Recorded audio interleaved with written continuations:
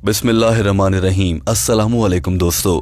Doctor Zakir Naik से इज्तिमा में एक हिंदू खातून ने ये सवाल किया था कि आप ये कहते हैं कि दुनिया के सभी मजहब अच्छे हैं मगर दीन इस्लाम कबूल कर लिया जाए। अगर सभी मजहब अच्छे हैं और वो किसी न किसी तरह से अल्लाह का पैगाम पहुंचाते हैं तो फिर आप ये क्यों कहते हैं कि दीन इस्लाम कबूल कर लिया जाए, या फिर लोग मुझे एक हिंदू को क्यों कहते हैं बार बार कि आप इस्लाम कबूल कर लें।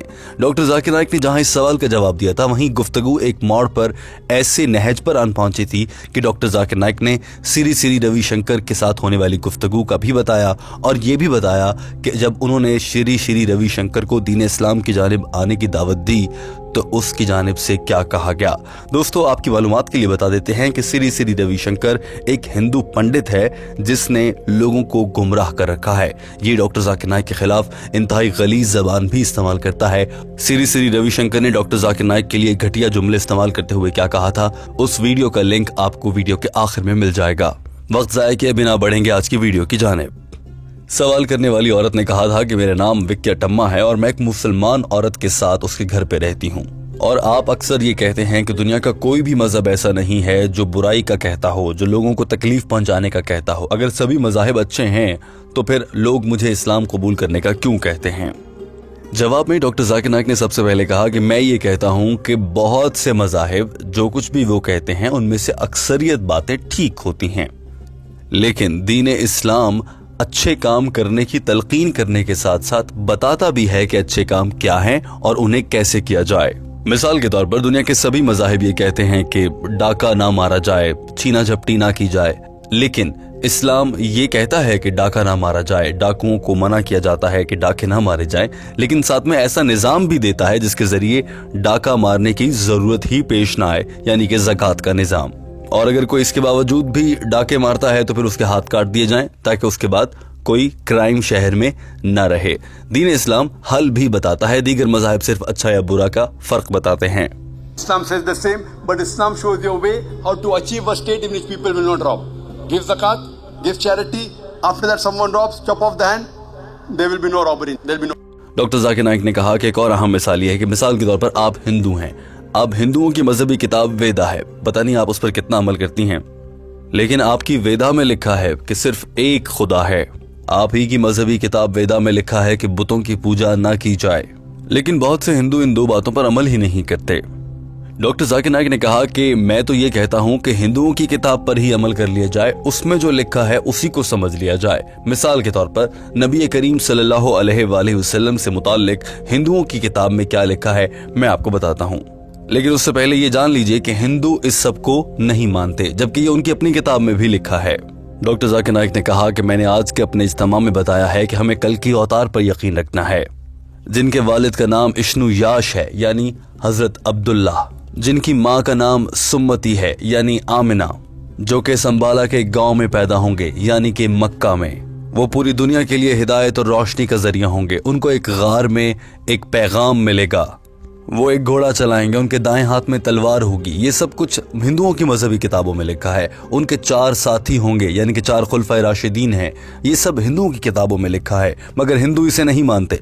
अब ये शख्स किसकी बात हो रही है? डॉक्टर जाकिर नाइक ने पूरे हॉल से पूछा तो इस मौके पर हॉल तालियों से गूंजने लगा और बताया कि अगर आप हिंदू होते हुए अपनी मजहबी किताब पर भी अमल करें तो आप हजरत मोहम्मद सल्लल्लाहु अलैहि वसल्लम को मान रहे होंगे, उनके अहकामात पर अमल कर रहे होंगे। अब दुनिया भर के हिंदुओं को ये बात मालूम भी है कि उनकी अपनी मजहबी किताबें ऐसा बताती हैं, मगर वो इस पर अमल करने को तैयार नहीं है।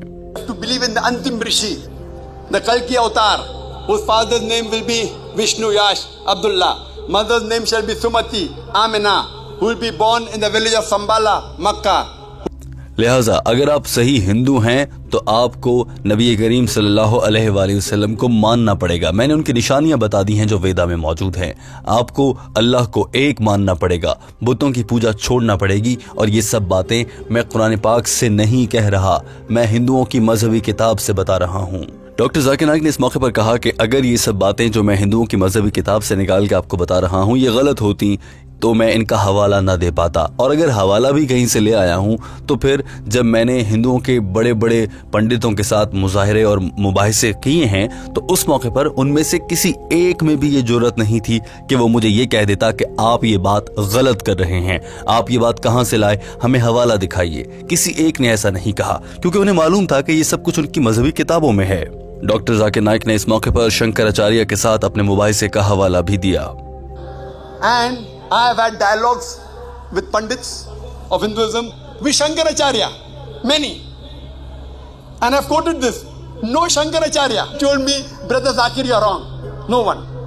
उसके बाद डॉक्टर जाकिर नाइक ने कहा कि मेरा तो श्री श्री रविशंकर के साथ भी मुबाहिसा हुआ, और वो जो सिखाते हैं आर्ट ऑफ लिविंग के नाम पर, यानी कि जीने का ढंग सिखा रहे हैं दुनिया को, दरअसल जीने का ढंग तो कुरान मजीद सिखाता है। I had a dialogue with Sri Sri Ravi Shankar on 21st of January, supposed to be the most popular spiritual guru, Art of Living. I told him, the best book on Art of Living is the glorious Quran.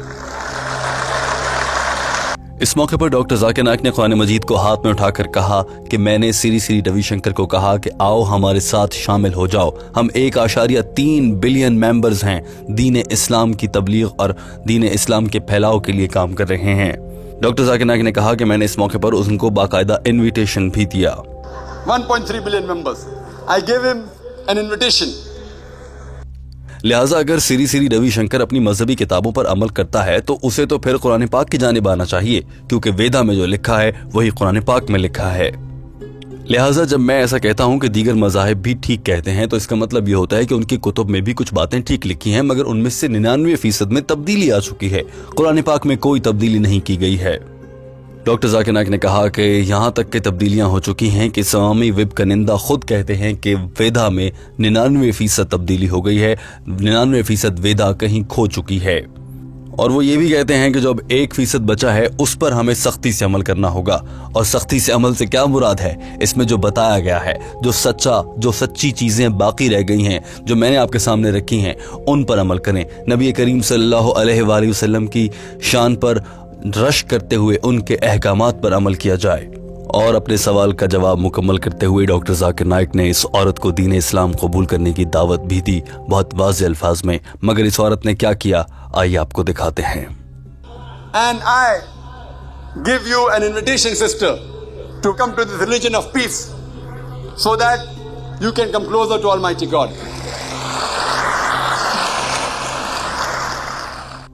जी हाँ दोस्तों, ये औरत वहाँ से तालियां बजाती हुई रवाना हो गई और ये दीन इस्लाम की नेमत से उस मौके पर महरूम रही। दोस्तों, ये वीडियो आपने देखी। टीम हम कदम इस वीडियो के आखिर में आपसे एक अहम सवाल करना चाहती है। दोस्तों, मुख्तलिफ मज़ाहिब पर तहकीक करने वाले अफराद के रवैये भी मुख्तलिफ होते हैं। बहुत से लोग ऐसे होते हैं कि वो एक से ज़्यादा मज़ाहिब की किताबों पर उबूर रखते हैं, जैसा कि डॉक्टर जाकिर नाइक साहब। मगर हमें बतौर तालिब इल्म क्या हमें भी कोशिश करनी चाहिए कि हम दीगर मज़ाहिब की किताबों का मुतालिया करना शुरू करें? क्या आपने कभी ऐसी कोशिश की है? कॉमेंट करके अपनी राय का इज़हार ज़रूर कीजिएगा। टीम हम कदम चाहती है कि आप ये चैनल सब्सक्राइब कर लीजिए ताकि आप तक आने वाले दिनों में भी ऐसी मज़ीद वीडियोज़ पहुँचती रहें। वीडियो देखने का बहुत शुक्रिया।